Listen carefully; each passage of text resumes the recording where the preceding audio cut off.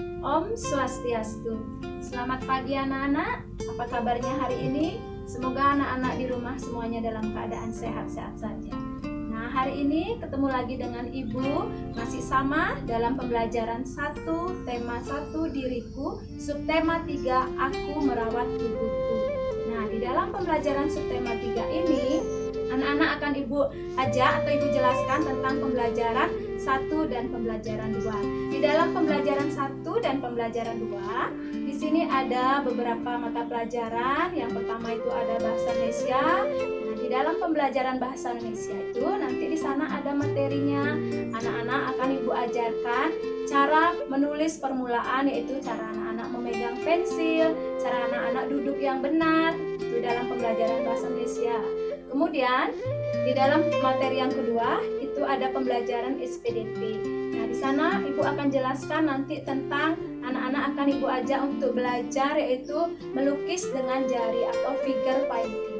Kemudian pembelajaran PPKN itu nanti ada di sana materinya adalah anak-anak akan diajarkan untuk gimana caranya anak-anak belajar dengan aturan-aturan, yaitu tentang anak-anak menulis, membaca, dan duduk yang benar. Kemudian di materi selanjutnya itu ada nanti PJOK. Nah, nanti dalam pelajaran PJOK anak-anak itu di sana akan dijelaskan materinya tentang yaitu berdiri dengan posisi yang lentur dan seimbang. Itu materi untuk pembelajaran 1 dan pembelajaran 2. Nah, Ibu lanjut ke materi anak. Ibu akan ambil yaitu materi yang pertama bahasa Indonesia.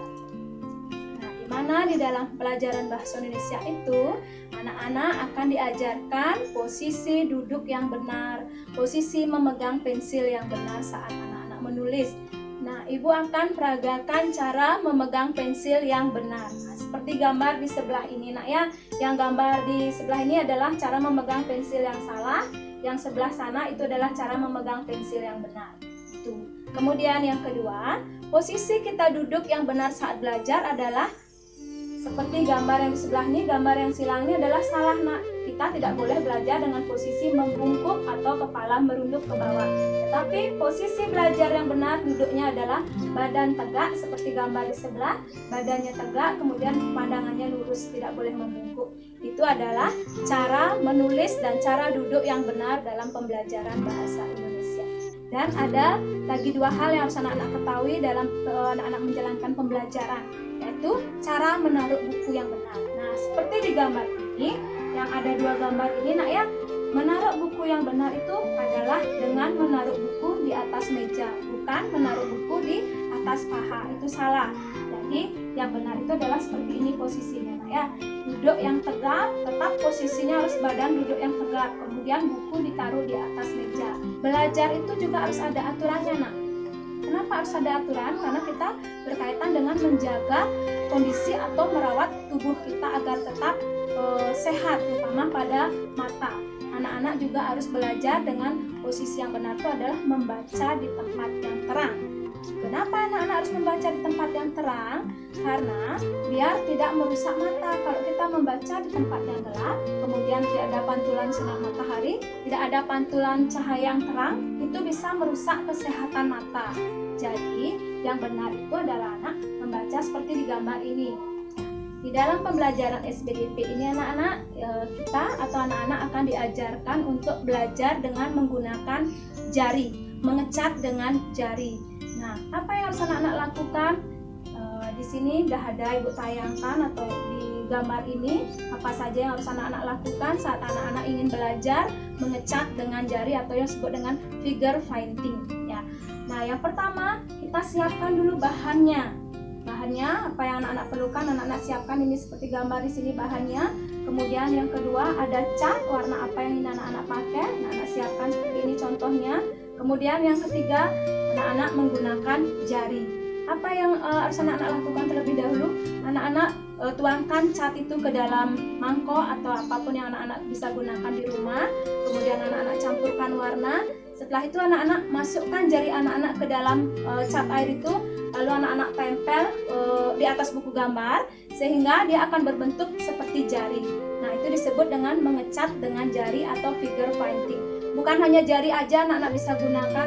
Anak-anak misalkan mau pakai daun atau ataupun anak-anak pakai mainan yang anak-anak punya di rumah, itu anak-anak bisa pakai tentunya dengan cara mencelupkannya ke dalam cat air, kemudian anak-anak tempel di buku gambar sehingga mendapatkan hasil yang disebut dengan figure fighting. Nah, itu gambar dalam pembelajaran SPDT.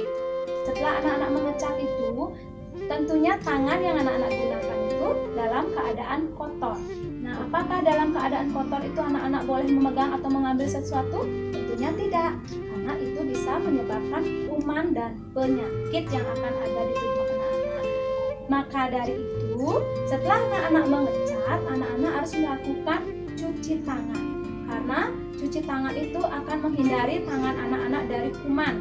Kuman itu paling pertama ada pada tangan, apalagi anak-anak sekarang dalam pembelajaran mengecat dengan jari. Jadi anak-anak setelah mengecat, bersihkan tangan, bersihkan tubuh anak-anak dengan air dan sabun. Bagaimana caranya membersihkan tangan yang benar? Nah, Bu Guru akan tampilkan gambar di sebelah ini. Nah, kita harus menjaga kebersihan tangan ini anak-anak ya, apalagi sekarang di masa pandemi ini. Anak-anak bagaimana caranya harus betul-betul membersihkan tangan dengan benar. Karena sedikit saja tangan anak-anak ada kuman, itu akan berbahaya bagi tubuh anak-anak. Nah, Bu Guru akan di sini menampilkan gambar bagaimana cara anak-anak untuk mencuci tangan yang benar. Yang pertama, anak-anak tambahkan air seperti gambar yang ada di sini anak-anak ya. Menambahkan air itu maksudnya anak-anak menghidupkan keran, karena kita mencuci tangan itu harus menggunakan air yang mengalir. Nah, itu yang pertama. Kemudian yang kedua, anak-anak isi sabun pada tangan anak-anak ini. Kemudian anak-anak gosok jari tangan anak-anak ini hingga sabun itu berbusa atau mengeluarkan busa. Kemudian yang keempat, anak gosok punggung tangan anak-anak seperti ini dan seperti gambar yang ada di samping. Yang kelima, sela-sela jari anak-anak ini anak-anak usapkan pula dengan sabun. Kemudian yang keenam, kaitkan kedua jari dengan sabun. Yang ketujuh, ibu jari anak-anak putar dengan sabun yang ada tadi di tangan. Kemudian ujung jari anak-anak putar di telapak tangan, itu fungsinya agar di dalam kuku tidak ada kotoran yang menempel. Kemudian yang ke-9, anak-anak basuh tangan anak-anak dengan air yang mengalir. Setelah itu anak-anak lap dengan lap kering. Nah, seperti gambar itu nak ya, itu adalah cara yang benar untuk anak-anak mencuci tangan.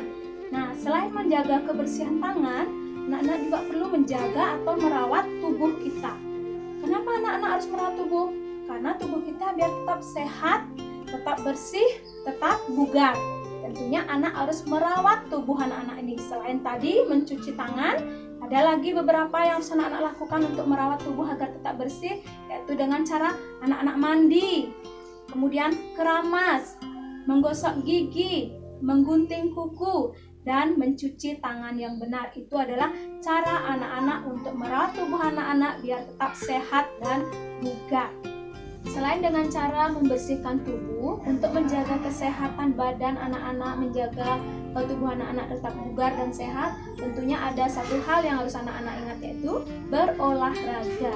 Nah, olahraga itu bisa anak-anak lakukan di rumah atau dimanapun juga, jangan aja di jalan raya ya, karena itu berbahaya. Anak-anak bisa lakukan di taman atau di halaman rumah anak-anak.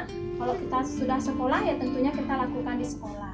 Nah, olahraga apa yang perlu anak-anak lakukan untuk menjaga kesehatan dan kebugaran tubuh? Nah, di sini Ibu akan jelaskan tentang berlari atau berjalan dengan keseimbangan atau kelenturan tubuh.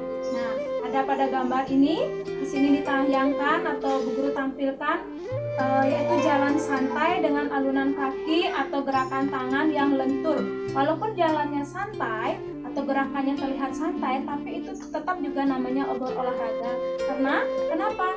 Dia tetap mengeluarkan keringat dan tenaga. Nah, bukan hanya itu saja yang bisa anak-anak lakukan olahraganya, berjalan ataupun dengan cara jalan santai. Anak-anak juga bisa melakukannya dengan cara melompat. Yang jelas intinya gerakannya itu bisa mengeluarkan keringat dan membuat tubuh kita menjadi tetap segar dan sehat. Jadi anak-anak, demikianlah materi kita untuk kali ini, yaitu dalam pembelajaran PB1 dan PB2. Nanti kita akan bertemu lagi dalam pembelajaran PB3 dan PB4. Oke, Ibu akhiri dengan Paramo Santi. Om Santi Santi Santi.